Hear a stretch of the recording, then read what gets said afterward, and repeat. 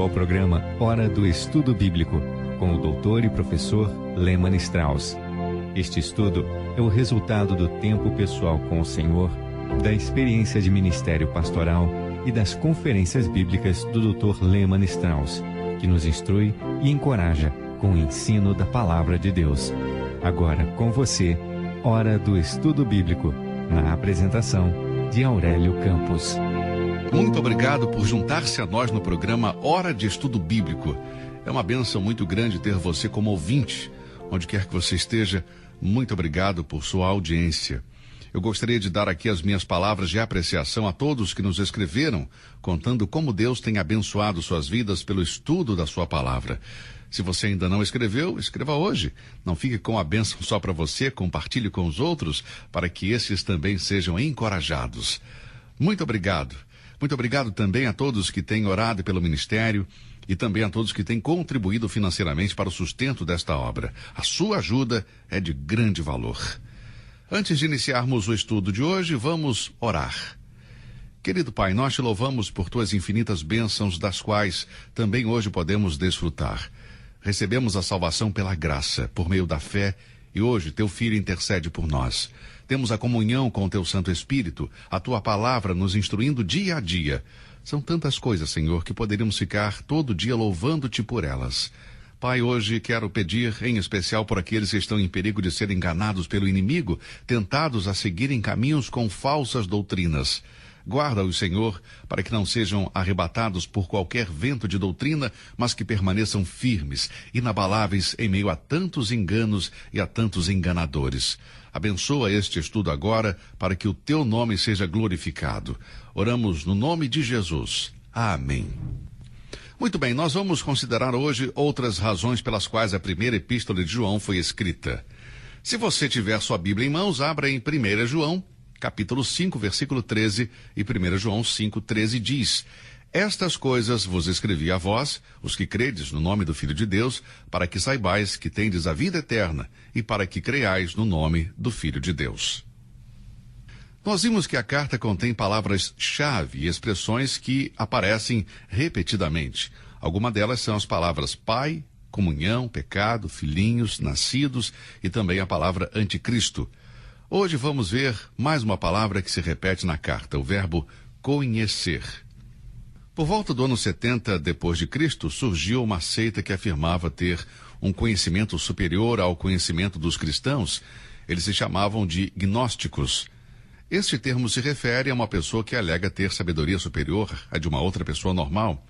Esta seita ganhou muitos seguidores, porque sempre existem os ingênuos que são rápidos em seguir alguém que afirma saber das coisas. Se alguém dá a entender que sabe mais que os outros, então há sempre pessoas dispostas a segui-lo, não se importando se ele é um falso ou um honesto. Agora, uma pessoa pode dizer saber de algo mais e está certa. No entanto, quando alguém diz que nunca houve um dilúvio, ou que um machado de metal não poderia ter flutuado na água, ou que um grande peixe ou um monstro marinho não poderia ter engolido um homem, ou que Jesus Cristo não é o Filho do Deus eterno, ou que Jesus Cristo não poderia ter ascendido ao céu, então tenha certeza de que esta pessoa está completamente errada. Atualmente também há movimentos gnósticos e eles atuam no campo da ciência. Ciência é o conhecimento adquirido pela observação.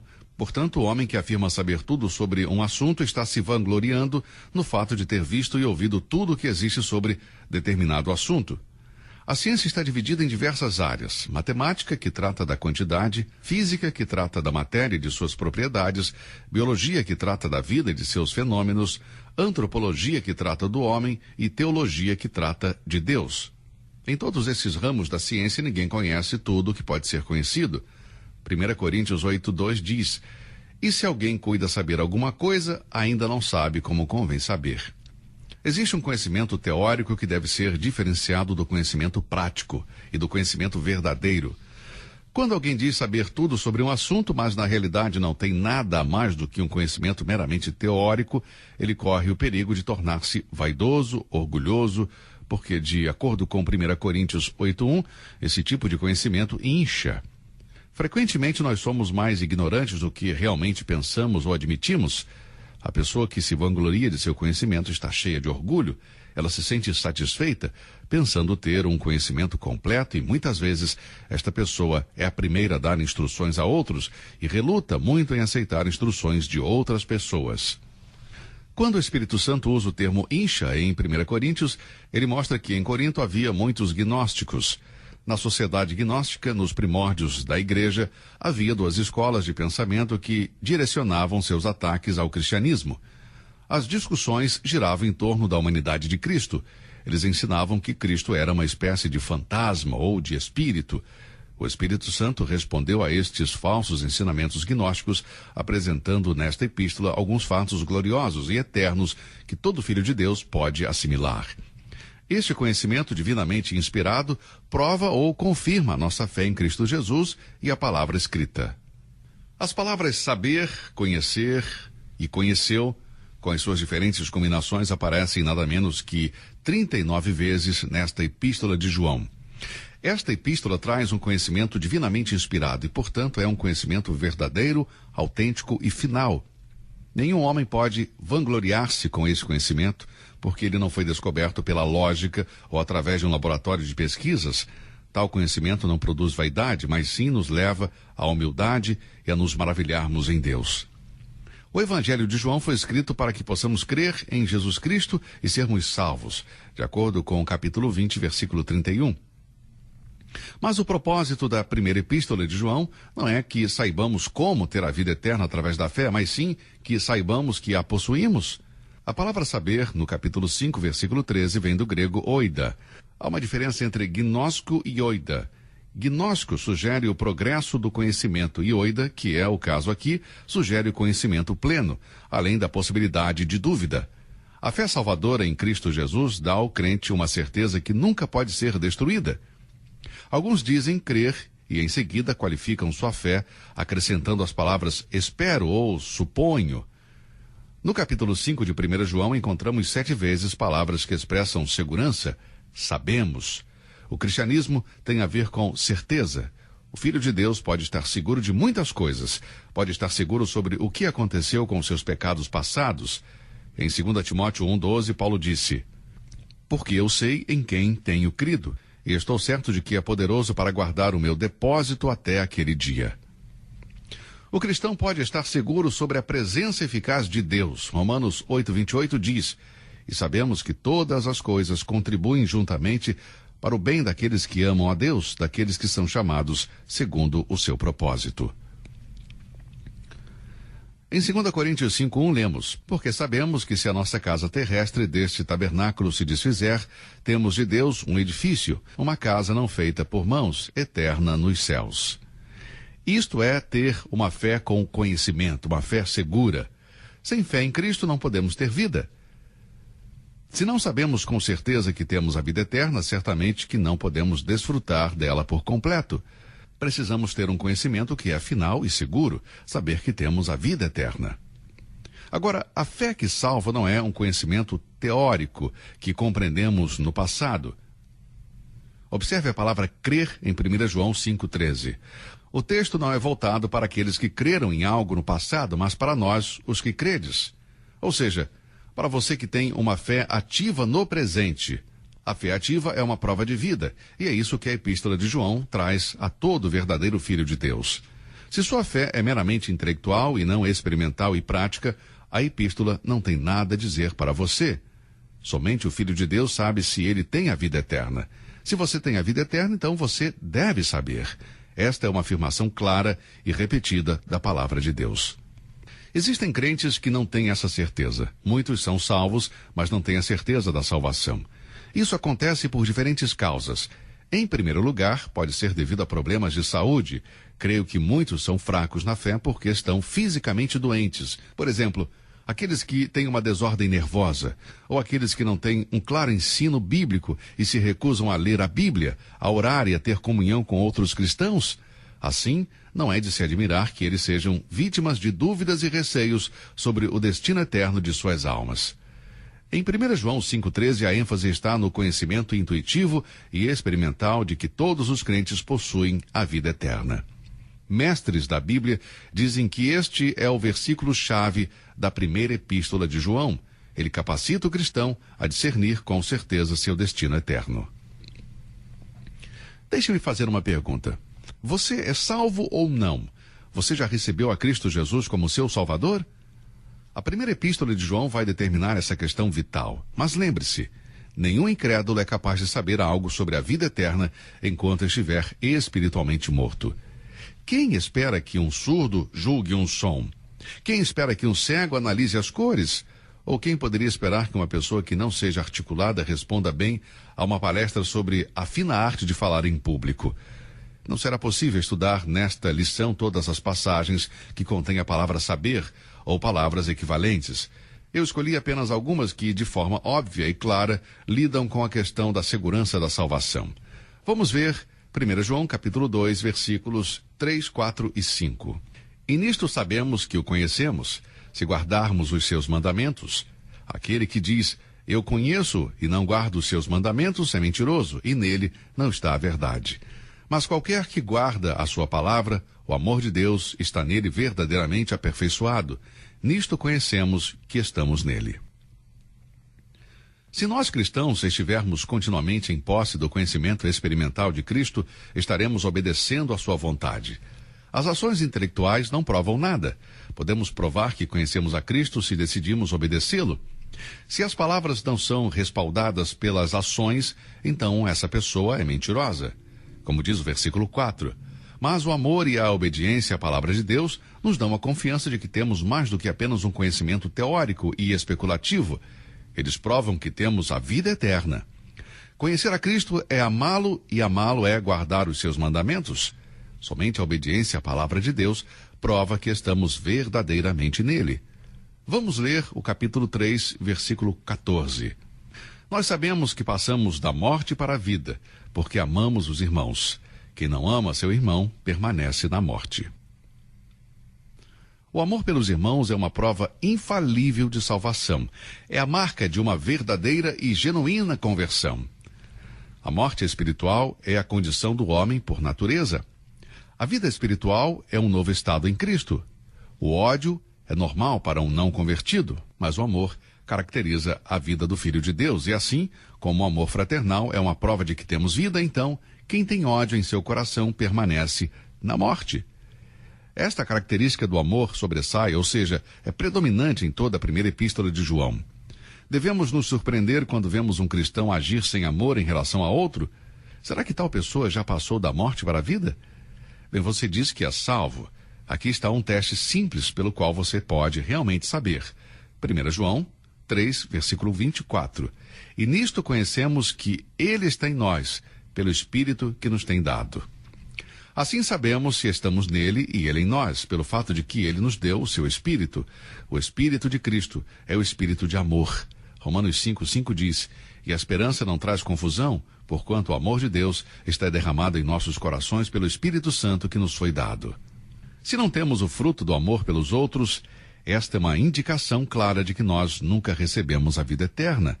Nós sabemos que temos a vida eterna se o Espírito Santo habita em nós. Isto é o que 1 João, capítulo 3, versículo 24 e capítulo 4, versículo 13 estão dizendo. Deixe-me dizer isso novamente. Você pode ter certeza que é salvo se o Espírito Santo habita em você. E pode saber que ele habita em você pelo testemunho do Espírito Santo ao seu espírito. Romanos 8:9 diz claramente, se alguém não tem o Espírito de Cristo, esse tal não é dele. Nosso Senhor prometeu que enviaria o Espírito Santo para habitar no cristão. João 14:16. Paulo enfatizou o fato da habitação do Espírito em 1 Coríntios 3:16 e 6:19 e 20. Ou não sabeis que o vosso corpo é o templo do Espírito Santo que habita em vós, proveniente de Deus e que não sois de vós mesmos. 1 João 4:1 é um alerta importante. Aqui somos chamados a ter certeza de que não fomos enganados por algum outro espírito. Amados, não creiais a todo espírito, mas provai se os espíritos são de Deus, porque já muitos falsos profetas se têm levantado no mundo. Se o Espírito Santo habita em você, então você irá manifestar o amor de Cristo. E se você não tem o Espírito Santo, você não é salvo. Há muitos espíritos falsos hoje que afirmam ter o Espírito de Cristo e muitos cristãos encontram extrema dificuldade para perceber a diferença. Satanás é um imitador muito inteligente. Ele certamente pode produzir o que se parece muito com a coisa real, de modo que as pessoas creiam no que não é verdadeiro. Existem muitos cristos atualmente. Tenho viajado pelo país e encontrado vários cristos que estão sendo adorados, pregados e ensinados em diferentes seitas, em diferentes movimentos jovens, mas não se trata do Cristo da Bíblia. Existem diferentes cristos, mas certifique-se de que o seu Cristo é o Cristo da Bíblia e você saberá, pela habitação do Espírito Santo, que testifica com o seu Espírito que você é um filho de Deus e o Senhor Jesus é o seu Salvador. Em 1865, o Dr. James Morgan fez esta afirmação: não só é o nosso dever buscar a certeza da nossa salvação, mas também cultivá-la. Ela está exposta a grande perigo e necessitamos abrigá-la cuidadosamente. Muitas pessoas não têm a certeza da salvação. 1 João 5,13 diz: estas coisas vos escrevi a vós, os que credes no nome do Filho de Deus, para que saibais que tendes a vida eterna e para que creais no nome do Filho de Deus.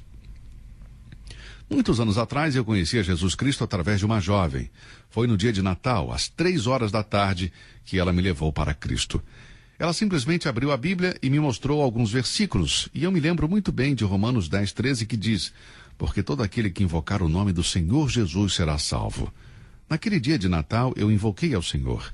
Deus cumpriu sua palavra e me salvou. Agora você pode me perguntar como eu sei que eu sou salvo. Eu sei porque a palavra de Deus me diz e não preciso de mais nada para me convencer disso. E se alguma vez surgiu dúvida na minha mente ao longo desses anos como cristão, eu sempre pude voltar à palavra de Deus que diz isso: todo aquele que invocar o nome do Senhor Jesus será salvo. Isto não é uma presunção, não é orgulho, é simplesmente fé na palavra de Deus revelada. Existem muitos textos bíblicos que nos dão a certeza da salvação. Por exemplo, João 5,24. Na verdade, vos digo que quem ouve a minha palavra e crê naquele que me enviou tem a vida eterna, e não entrará em condenação, mas passou da morte para a vida. Deus me diz que se eu crer na sua palavra, passarei da morte para a vida, e terei a vida eterna. Não que eu o mereça. Eu não vou estar no inferno. Em João 10, 27 e 28, o Senhor disse: as minhas ovelhas ouvem a minha voz, e eu as conheço, e elas me seguem. Eu dou-lhes a vida eterna, e nunca hão de perecer, e ninguém as arrebatará da minha mão. Certa vez um homem me disse: mas será que eu mesmo posso sair da mão de Deus? Desculpe, amigo, o texto diz que ninguém consegue, e isso inclui a pessoa salva, não importa quem você seja ou onde você esteja. João 10, 29 diz: meu Pai que mas deu é maior do que todos, e ninguém pode arrebatá-las da mão de seu Pai. Eu e o Pai somos um. Deus quer que tenhamos certeza da nossa salvação. E na primeira epístola de João, capítulo 5, versículo 13, encontramos a razão pela qual ela foi escrita, para que possamos ter certeza de que temos a vida eterna.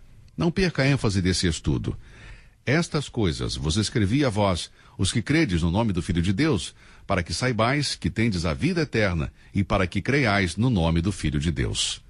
Leia toda a epístola. Pegue uma caneta e sublinhe cada vez que encontrar a palavra saber ou conhecer. Esta é uma carta de segurança. Podemos ter certeza da nossa salvação porque Deus nos dá essa garantia através da sua palavra. Podemos ter certeza que somos salvos pelo fato de que o Espírito Santo habita em nós. Seu Espírito testifica com o nosso Espírito que somos filhos de Deus. E claro, também podemos saber pela evidência de uma vida frutífera. Certamente não somos o que deveríamos ser, mas graças a Deus cada crente não é o que costumava ser. Assim que se alguém está em Cristo, nova criatura é. As coisas velhas já passaram, eis que tudo se fez novo. 2 Coríntios 5,17. Eu não sou o crente que deveria ser. Eu reconheço isso, mas graças a Deus eu não sou o homem que costumava ser. Houve mudanças desde que Jesus entrou na minha vida. Eu sei que sou salvo porque a palavra de Deus me diz isto, pela obra de Cristo e pelo testemunho do Espírito Santo. Você tem certeza da sua salvação? Estude a primeira epístola de João. Leia uma vez por dia e permita que o Espírito de Deus traga para o seu coração a preciosa verdade da certeza da vida eterna. É maravilhoso descansar nas promessas de Deus. E você tem descansado nelas? Você tem a vida eterna? Se você não tem esta certeza, você não gostaria de confiar no Senhor Jesus Cristo como seu Salvador agora mesmo? Faça isso. E você, caro amigo cristão, você tem alguma dúvida sobre a sua salvação? Você que já recebeu a Cristo e tem dúvidas sobre a sua salvação, basta apegar-se à palavra de Deus. Incline sua cabeça e agradeça a Deus por salvá-lo e descanse na segurança do que diz a Bíblia. Muito obrigado por ouvir o estudo de hoje. Que Deus o abençoe e até o nosso próximo programa. Você ouviu Hora do Estudo Bíblico com o professor e doutor Leman Strauss, na apresentação de Aurélio Campos. Se você deseja ouvir novamente esta mensagem, visite a nossa página na internet www.bbnradio.org. Fica o convite para você nos acompanhar amanhã, neste mesmo horário, aqui na BBN. Hora do Estudo Bíblico é uma produção da BBN.